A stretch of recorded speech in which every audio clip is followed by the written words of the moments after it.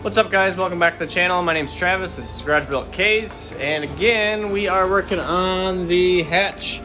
We have the clutch on. We have the pilot bearing in. We had the tool all squared away to get everything aligned. We spent 2 hours on this trans trying to get this on. For some reason, would not want to go in. I think it's because of the stupid dowel pins. So I'm trying to rip this one out. I need some heat to do so. So that way, because this one's nice and wiggly, you can kind of move it around. This one was like not moving, so I've been trying to rip this thing out. It's not moving, so I'm gonna have to heat this guy up and then get that off, so that way I can get the trans back on. But let's see if I can move this with one hand. Let's do this. The springs that go here, here, and here on the trans. I have right here actually. So my brother-in-law had these already at his house. So thank you, Colton. I have the hybrid racing ones on the way, so we're just gonna flip-flop. His car's kind of in the beginning stages of the build, so he's like, go ahead, take these, because you're a little closer to getting back on the road. And then these are the springs for the shift selector. So I got the shift selector springs and I think these are called the Detent Springs, I believe. Yep, right there. So those will go in there, and there, and then shift selector's got to go in. I also bought a shift selector gear. In my previous video, you saw that. So that's going to go into the shift selector here. See if I can show a decent idea of why I'm replacing it. So let's see if I can get it to focus. But there's a couple little nicks on it. Supposedly this is another big reason why a lot of people miss gears or have lockout issues. I'm 90% sure it was the clutch. That's why I couldn't find any gears, but we got the shitty clutch out, and we have, like, this is terrible. We have the shitty clutch out, and we have the good one in, so I'm hoping that's plenty enough to get third gear to be found. So we're gonna get these springs in, and we're going to get to work. And then also outside, my neighbors are getting seal coat done. So that's going on. So that's all the noise in the background at the moment. You ready, dude? Yeah.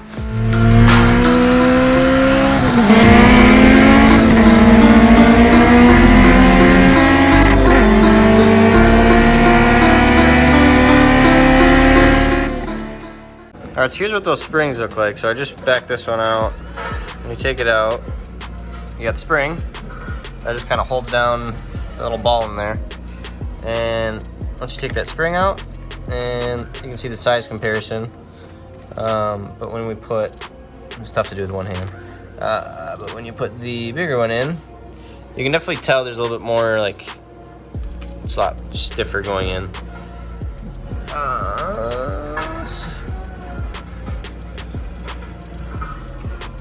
Or at least a little more force anyway.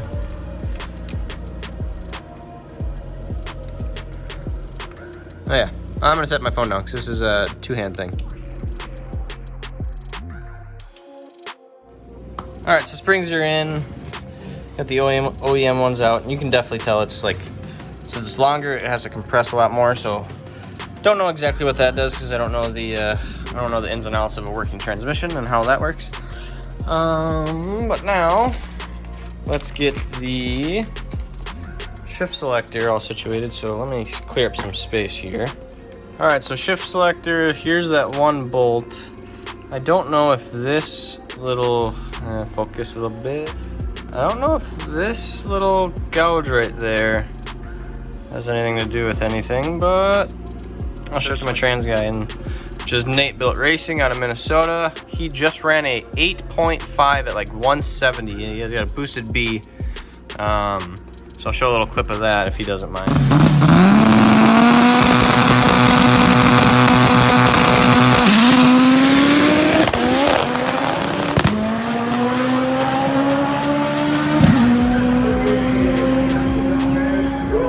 gonna take this out.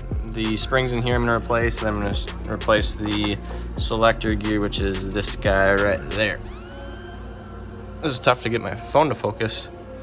As you can tell, I'm recording with my iPhone, so here I am.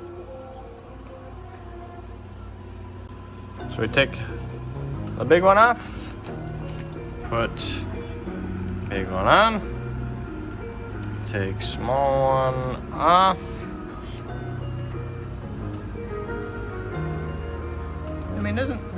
So this is the new one, that's the old one. And then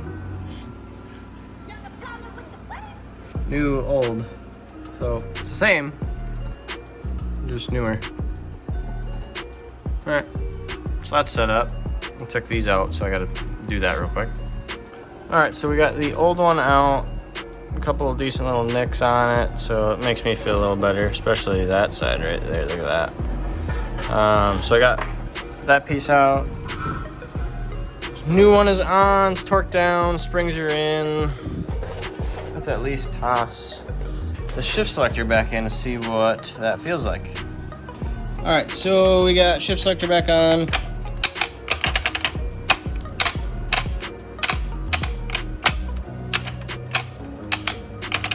Everything feels good. This stupid dowel pin is what's fucking me right now. Can't seem to get it off, so I need to go. I don't have like a torch, so I need to go get one so that way I can like heat up like the side of the casing right there to see if I can get that thing yanked out, because that's what's giving me trouble trying to get onto on the block. All right, let me be the first to tell you that doing a transmission swap with the engine still in the car by yourself is not recommended. I have the trans somewhat up against my block down there. You can see it's still got a little bit more room, barely. And then, let's go underneath the car. Then we got quite a bit more room before this bolt right here matches up with that spot. And we're just using a jack right now, trying to get it up. Two buddies of mine, Benny and Jake, came over last night. We spent like an hour like putting the trans on, back off, on and back off, on and back off. So I don't know if it's just because like the angle of engine and trans is not like correct, but you'd figure it's just gonna fall right on once the input shaft goes in. So that's what I'm dealing with currently. I'm gonna go take a shower because I'm getting pissed, so I'm gonna walk away, and we'll be back in a little bit. All right, so we're back out here. We're gonna attempt getting this trans on solo. So my plan is, I already have the input shaft already in, so there's that. I mean, it's a little cluttered in here, but input shaft's already in, so I just have that tiny little gap. So I think what I'm going to do is lower the jack down while lifting it, sliding underneath there, and trying to get it flush. I'm gonna try to bang a bolt in, and then try to. I have one right there, if you can see it. Let me zoom in. That one right there. So we're gonna attempt to get that one in while I'm underneath it, and then we're gonna hope for the best. All right, so after probably an hour and a half of messing around again, we have the trans back on. So we are up, we are level again. I got the 3 mounts on, 3 bolts for the mount on. So 1, you can't hardly see, there's 2 and 3 down there if you can see them. And maybe 2 and 3. And I can finally do one of these.